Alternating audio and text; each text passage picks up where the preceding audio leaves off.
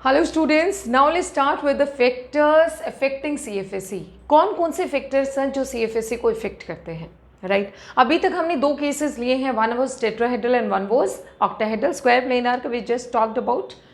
तो उन सारे केसेस में हमने देखा कि सीएफएसई अलग अलग है, राइट? हमने देखा कि अगर हम स्ट्रॉन्ग फील्ड लिगेंड यूज़ करते हैं तो सीएफएसई अलग आती है, और अगर हम वीक फील्ड लिगेंड यूज़ करते हैं तो सीएफएसई अलग आती है, राइट बेटा? तो यानी कि बहुत सारे फैक्टर्स तो हैं जो सीएफएसई को इफेक्ट करते हैं। तो वही फैक्टर्स आज हम डिस्कस कर लेते हैं, कौन कौन से फैक्टर्स हैं।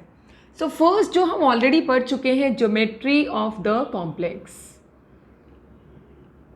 Geometry of the complex, right? First factor. Second factor क्या है? Oxidation state of the metal. Metal के ऊपर क्या उसका चार्ज है या क्या उसका ऑक्सीडेशन स्टेट है। Third one is nature of the ligand. Nature of the ligand, strong field है या वीक फील्ड है। And the fourth point is position और साइज ऑफ द मेटल, कि मेटल का साइज या पोजीशन क्या है। So now let's talk about them one by one, देखते हैं क्या क्या इनका इफेक्ट होता है, ठीक है? तो पहले स्टार्ट करते हैं ज्योमेट्री ऑफ द कॉम्प्लेक्स से। बेटा कॉम्प्लेक्स का ज्योमेट्री क्या होगा आप सब ऑलरेडी डिस्कस हम कर ही चुके हैं। अगर तो ऑक्टाहेड्रल ज्योमेट्री है तो डेल्टा ओ, अगर तो टेट्राहेड्रल ज्योमेट्री है सो डेल्टा टी, और अगर स्क्वायर प्लेनार ज्योमेट्री है so then it is delta S P. Although आपके बोर्ड का पार्ट नहीं है स्क्वायर प्लेनार वाला, सो इन तीनों में रिलेशन देखें। So delta O is equals to 4/9 of delta T, sorry उल्टा लिख दिया। So delta T is equals to 4/9 of delta O. So this is the relation, पहली चीज, राइट बेटा? कि हम देखें ऑक्टाहेड्रल जो होता है वो बड़ा होता है किसके कंपैरिजन में? टेट्राहेड्रल के कंपैरिजन में। इनका रिलेशन देखें, delta square planar, in fact delta octahedral is equals to 1.3 delta square planar. उल्टा लिख दिया है भाई, sorry. Delta square planar is equals to 1.3 times of delta octahedral. तो ये इनका रिलेशन, तो हर ज्योमेट्री के लिए सीएफएसई क्या है? अलग अलग है। And we have already talked about that in detail, ऐसा क्यों होता है। नेक्स्ट पॉइंट आता है आपका nature of the ligand. Nature of the ligand, ligand अगर हम देखें तो अपना अपना अलग तरीके से इम्पैक्ट डालते हैं। कुछ लीगेंड्स ऐसे हैं जो आएंगे और डी ऑर्बिटल्स को बहुत ज़्यादा स्प्लिट कर देंगे, और बहुत ज़्यादा स्प्लिटिंग का मतलब क्या है? वो उन स्ट्रॉन्ग लीगेंड है, पावरफुल लीगेंड है। और कुछ लीगेंड्स आएंगे उनको बिल्कुल ऐसे इतना सा स्प्लिट करेंगे, दे आर वीक लीगेंड्स, वो बहुत ज़्यादा सीएफएसई नहीं जनरेट करते। तो अगर हम लीगेंड्स को देखें तो लीगेंड्स को हम मेनली दो कैटेगरीज में डिवाइड करते हैं बेटा। One is strong field ligand, right, and one is weak field ligand, ठीक है? स्ट्रॉन्ग फील्ड लिगेंड की अगर मैं बात करूं और वीक फील्ड लिगेंड की अगर मैं बात करूं, तो वीक फील्ड लिगेंड में जैसे मैंने यहाँ पे ये सीरीज लिखा है, इस सीरीज में हमने लिगेंड्स को अरेंज किया हुआ है। और क्या है इसका? ये इसका increasing order of their strength, उनके स्ट्रेंथ का इंक्रीजिंग ऑर्डर है। मानी सबसे स्ट्रॉन्ग फील्ड ये वाला, उससे बाद कम ये, उससे कम ये, उससे कम ये, उससे कम ये, एंड सो ऑन चलता रहेगा। यही एक ऐसा केस है जहाँ पे हेलोजेंस मात खाते हैं। अदरवाइज हेलोजेंस पूरे पीरियोडिक टेबल में बड़े पावरफुल होते हैं, they always believe in gaining electrons. और यहाँ पे भी कहीं ना कहीं वो अपनी बात को प्रूव कर रहे हैं, they always believe in gaining electrons. So here it is about donating electrons, they don't believe in donating electrons, right बेटा? सो हम कह सकते हैं कि ये जो सीरीज है इसमें हमने इनकी स्ट्रेंथ को इंक्रीजिंग ऑर्डर में लिखा है। This series is called spectrochemical series. इस सीरीज को क्या बोला जाता है बेटा? Spectrochemical series, right? मैं आपको यहाँ पे ये वाली चीज़ आपकी हमेशा हेल्प करेगी। स्ट्रॉन्ग फील्ड लिगेंड सबसे स्ट्रॉन्ग माने जाते हैं कार्बन जिनका डोनर साइट हो। उसके बाद कार्बन के बाद होता है बेटा नाइट्रोजन। मानी कार्बन और नाइट्रोजन के जो लिगेंड्स हैं they are strong field ligand. In fact इसमें फॉस्फोरस भी आता है, तो कार्बन, नाइट्रोजन, फॉस्फोरस, इन डोनर साइट्स वाले लिगेंड स्ट्रॉन्ग फील्ड लिगेंड वाली कैटेगरी में आएंगे। वीक फील्ड लिगेंड में हेलाइड्स, सल्फर, ये वीक फील्ड में। ऑक्सीजन बीच में आता है, ऑक्सीजन वाले लिगेंड जो है वो मीडियम वाली रेंज में आते हैं, बट जनरली इनको भी हम वीक में ही कंसीडर कर लेते हैं। तो देखो ये आपके हो गए वीक फील्ड लिगेंड्स, ये वाले, ये आपके हो गए मीडियम वाली कैटेगरी जिसमें सब में ऑक्सीजन डोनर साइट है, और ये सारे क्या हो गए बेटा, all these are strong field ligands. ये हो गए वीक फील्ड लिगेंड्स और ये मीडियम वाली रेंज हो गई, और इनका जो अरेंजमेंट है इसको बोला जाता है स्पेक्ट्रोकेमिकल सीरीज। क्लियर हुआ सबको? तो अगर स्ट्रॉन्ग फील्ड लिगेंड है, स्ट्रॉन्ग फील्ड लिगेंड क्या करेगा, इंक्रीजेस CFAC, CFAC को बढ़ाता है। Weak field this increases more, increases CFAC, this is less in money CFAC। इस केस में CFAC क्या आएगी, कम, और इस केस में ज़्यादा। क्लियर हुआ? साइनाइड है, कार्बोनल है, अमोनिया है, इथेन डायमीन है, बाइपेरिडील है, फिनेंथ्रीन है, ये सारे इस कैटेगरी में आते हैं, स्ट्रॉन्ग फील्ड लिगेंड्स वाली कैटेगरी में। इसका मैं एग्जाम्पल लेती हूँ, आपको और ज़्यादा क्लियर हो जाएगा। एग्जाम्पल हम लेते हैं आयरन का कोई कॉम्प्लेक्स लेते हैं दो, in one case will be taking week field ligand and in one case will be taking strong field ligand, right? So let's take two cases. One is FeF6, देखिए FeF6 3 negative, and the second one is FeCN6 3 negative, right बेटा? Let's see what happens. Iron दोनों देखें, central metal iron, central metal iron, coordination number 6, coordination number 6। Iron का oxidation state +3 calculate करेंगे, +3 आएगा, this is also +3। So iron यहाँ भी +3 है, iron यहाँ भी +3 है।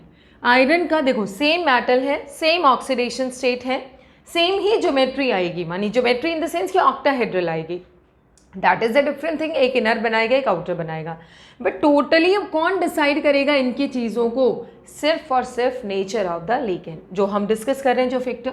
अब देखते हैं, आयरन होता है बेटा आपका 26, आयरन इज 26, 26 का मतलब हुआ 3d6 4s2, that is iron. Iron 3+ में क्या होगा, 2 इलेक्ट्रॉन s के जाएंगे और 1 इलेक्ट्रॉन d से जाएगा, 3 जाने हैं, जाना एक 2 s से और 1 d से, क्या बचेगा, electronic configuration 3d5, and here also this is 3d5। 3d5 को हम ऐसे लिखते हैं बेटा, this is 3d5, right, and here we write 3d5 like this, okay. 3d5, after that we are having 4s, after that we are having 4p, 3d5 4s and then 4p, ठीक है। 6 ligand आ रहे हैं तो 6 vacant orbitals चाहिए। 3d5 means 1 2 3 4 5। अब हम देखते हैं इस केस में क्या होगा, ये d5 है, ठीक है, d5 है, लिगेंड अप्रोच कर रहा है, तो definitely it splits into 2 sets of orbitals, one is your T2G and one is your Eg, right. ये हम फ्लोराइड का केस डिस्कस कर रहे हैं। सो आप खुद देखिए यहाँ पे, because this is weak field ligand, fluoride is a weak field ligand, so what happens, it splits the d orbitals but to a lesser extent, कम एक्सटेंट पे स्प्लिट करेगा। तो यहाँ पे इनके बीच में सेपरेशन तो है, but that separation is very small. तो T2G और Eg में देखते हैं 5 इलेक्ट्रॉन्स की फिलिंग, 1 2 3 4 5, 1 2 3 4 एंड 5। सो कॉन्फ़िगरेशन क्या है बेटा, T2G3 Eg2, T2G3 Eg2। Let's talk about this case. वही 5 आपके d ऑर्बिटल्स हैं, इसको इस तरीके से लिखते हैं, these are the 5 d orbitals, degenerated orbitals है। जैसे ही लिगेंड अप्रोच करेगा they get splitted into 2 sets of orbitals. ये देखिए बेटा 1 2 and then 1 2, 1 2 3 and 1 2। So this is T2G and this is Eg। Total electrons थे 5। अब आप खुद सोचिए, cyanide is a strong field ligand, भाई फ्लोराइड जो आपका वो क्या है, वीक फील्ड लिगेंड, बट जो साइनाइड है in this case that is a strong field ligand. So strong field ligand तो ज़्यादा स्प्लिट करेगा, बहुत देर से अच्छे से तोड़ेगा, उनका एनर्जी गैप बहुत ज़्यादा हो जाएगा। तो क्या वो 5 इलेक्ट्रॉन कैसे फिल हुए, 1 2 3। अब इसमें जाने के बजाय दे गॉट पेयर्ड अप, वो पेयरिंग में पार्टिसिपेट करेंगे। इसका कॉन्फ़िगरेशन क्या आएगा? T2G5 EG0, T2G5 EG0। अब इसका CFAC कैलकुलेट करते हैं। CFAC देखिए क्या होता है, number of electrons in T2G multiplied by ये वाला पार्टीशन होता है -0.4 delta not and this is plus 0.6 delta not, right? So number of electrons in T2G multiplied by -0.4 delta not plus number of electrons in EG multiplied by 0.6 delta not. ये formula दोनों जगह लगता है। T2G में 3 electron, 3 into -0.4 delta not plus 2 into 0.6 delta naught and it comes out to be 0. In this case, let's see what comes. What is the CFAC? देखते हैं एक बार। Number of electrons in T2G 5 into -0.4 delta naught कितना आ गया बेटा? -2.0 delta naught. You can easily check. In one case, CFAC comes out to be 0. In one case, this comes out to be -2.0. So CFAC is different in strong field ligand. CFAC is much higher than weak field ligand, right beta? So that is the main difference between ligand, strong field strength का बड़ा फर्क पड़ता है। जितना strong field ligand उतना ही ज़्यादा CFAC, इस चीज़ का ध्यान रखिएगा। Fine. Next, now go to the nature or oxidation state of the metal, कि metal के oxidation state का क्या impact पड़ेगा। ओके, सो वो एक एग्जाम्पल हम लोग डिस्कस कर लेते हैं, क्या होगा? So next one is third factor, oxidation state of the metal, right? ये ध्यान रखिएगा, मेटल का जितना ऑक्सीडेशन स्टेट बढ़ता है, CFAC is directly proportional to charge on the metal.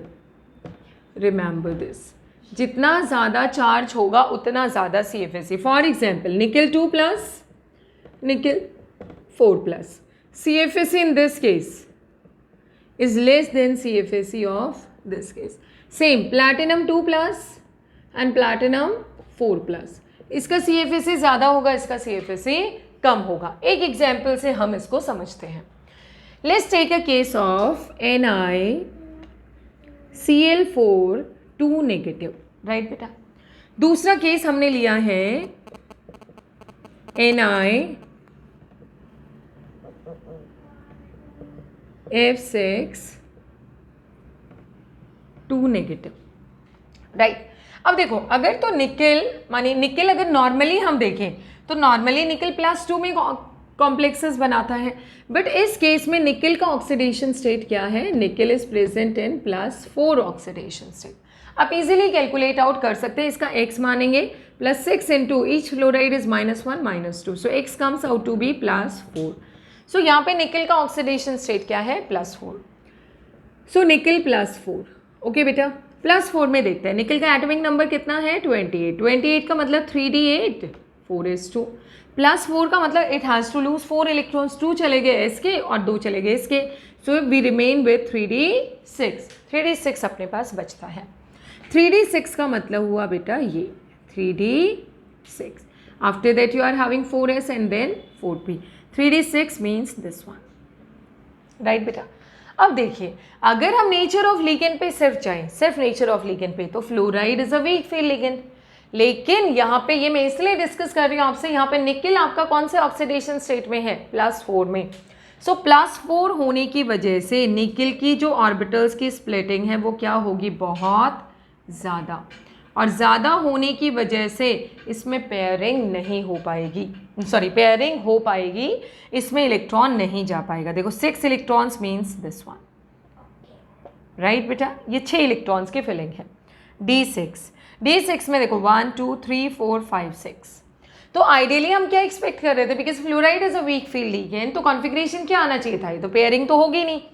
sp3d2 was the expected configuration, but its actual configuration, अब ये D2 use करेंगे, सो D2sp3, ये D खाली होने की वजह से यानी कि ये पेयरिंग कर जाएगा और ये D2sp3 हाइब्रिडाइज करके कॉन्फिगरेशन या हाइब्रिडाइजेशन क्या आएगा बेटा? D2sp3। So that is the impact of oxidation number of the metal, कि मेटल के ऑक्सीडेशन नंबर का ये इम्पैक्ट होता है। कि अगर हम मेटल देखें तो वही मेटल आपका क्या करेगा, मेटल आपका ऑक्सीडेशन स्टेट अगर ज़्यादा है तो वो पेयरिंग करवाएगा, CFSE उसकी क्या होगी बेटा, ज़्यादा होगी. So now let's look at the next factor which is the size of the central metal. बहुत इंटरेस्टिंग है बेटा, बहुत मज़ेदार है. इसमें मैं आपको कुछ इंपॉर्टेंट प्रॉब्लम्स भी जैसे चल ही रही हैं आपने ये वाली जो प्रॉब्लम जो क्वेश्चंस करवा रही, जैसे निकल वाला क्वेश्चन लिया है, ये बहुत इंपॉर्टेंट है, आपका कॉम्पिटिशन में आया हुआ क्वेश्चन है. So last factor is size of the central metal. Right बेटा, देखो मैं 3 एग्जाम्पल इसमें लूँगी. हमने निकल का एक केस लिया है, NiCl4 2 नेगेटिव, ठीक है. एक हमने केस लिया बेटा palladium Cl4 2 negative and one case is platinum Cl4 2 negative. यहाँ पे निकल है निकल +2, यहाँ पे पैलेडियम है पैलेडियम 2+, और यहाँ पे प्लैटिनम है प्लैटिनम 2+. लीगेंड सेम है, लीगेंड का कोई इम्पैक्ट नहीं होगा, मेटल का ऑक्सीडेशन नंबर भी सेम है. तो अब हम देखते हैं कि किस तरीके से मेटल का ऑक्सीडेशन नंबर या पोजीशन, कैसे मेटल की पोजीशन इसकी ज्योमेट्री डिसाइड करेगी. ठीक है, एक केस तो हम ये लेके चलेंगे, एक हम केस लेके चलेंगे बेटा NiCN4 2 negative, palladium CN4 2 negative, platinum Cl4 2 negative. CN not Cl, it should be CN4 2 negative.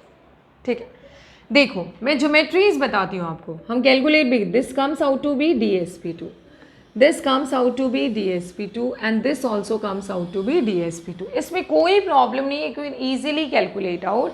Strong field ligand है DsP2 DsP2 DsP2. अब उस हिसाब से देखें तो यहाँ पे आती है ज्योमेट्री sp3, लेकिन यहाँ पे आती है DsP2, और यहाँ पे भी ज्योमेट्री आएगी DsP2. अब इस पॉइंट को समझना बड़ा इंपॉर्टेंट पॉइंट है. यहाँ पे ज्योमेट्री DsP2 क्यों आई, एक निकल का केस ले तो बाकी दोनों सिंपल है, सेम है. देखो अगर हमारा निकल NiCN4 2 नेगेटिव का केस है, सो निकल आपका +2 स्टेट में है. +2 का मतलब होता है बेटा D8. देखो निकल normally 28 atomic number, D8S2 2 electron चले गए, D8 बचा 3D8. ठीक है बेटा. Cyanide being a strong field ligand, strong field ligand क्या करवाएगा, पेयरिंग करवाएगा.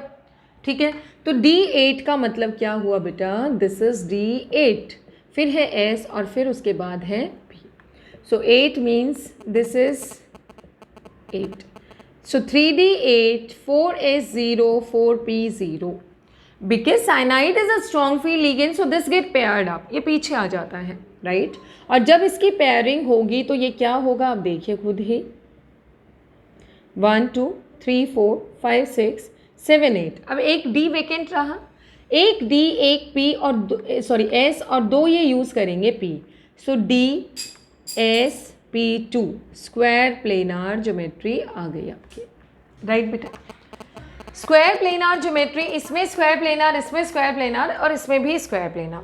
जैसे निकल +2 में हमने एक चीज़ ध्यान रखना है, निकल +2 में this is 3D8, palladium +2 this is 4D8 and platinum +2 this is 5D8. ये इनका कॉन्फ़िगरेशन है, इस चीज़ का ध्यान रखिएगा. 3D8 4D8 5D8 यानी कि 5th शेल इसका आउटरमोस्ट शेल है, सॉरी 5th. हाँ, इसमें अगर हम देखें तो ये कौन से आपके पीरियड में है, 6th पीरियड में, ये 5th पीरियड में, और ये है 4th पीरियड में. साइज वाइज देखें तो इनका साइज का रेशियो क्या है, प्लैटिनम सबसे बड़ा है, उसके बाद पैलेडियम है, उसके बाद निकल है. That is their size ratio. अब हम चलते हैं नेक्स्ट केस पे. तो जैसे निकल में CN4 रहने से वही पेयरिंग हुई, cyanide is a strong field ligand, तो सब में DsP2 आ गया. अब बात आती है NiCl4, और इसमें डिफरेंस क्यों आ गया है. NiCl4 का एग्जाम्पल मैं इधर लिखती हूँ, NiCl4 2 negative, right. NiCl4 2 negative की अगर मैं बात करूँ तो निकल इज इन +2 स्टेट. +2 का मतलब क्या हुआ बेटा, निकल +2 यानी कि D8. D8 का मतलब क्या है, अब आप देखिए, ये है आपका 1 2 3 4, D8 means this one is D8, right बेटा. So this is 3D8. अब because chloride is a weak field ligand, तो ये तो पेयरिंग करवाएगा नहीं, तो इसके बाद S है और उसके बाद क्या है P. तो because chloride is a weak field लेकिन pairing can not take place, so what happens, 4 chlorides are approaching it, so it needs 4 vacant orbital. So ये चारों ऑर्बिटल यूज करेगा 1s and 3p. So hybridization is sp3. Hybridization क्या हुआ बेटा, sp3. लेकिन हम बात अगर करें palladium Cl4 2 negative, palladium 2 plus 4D8.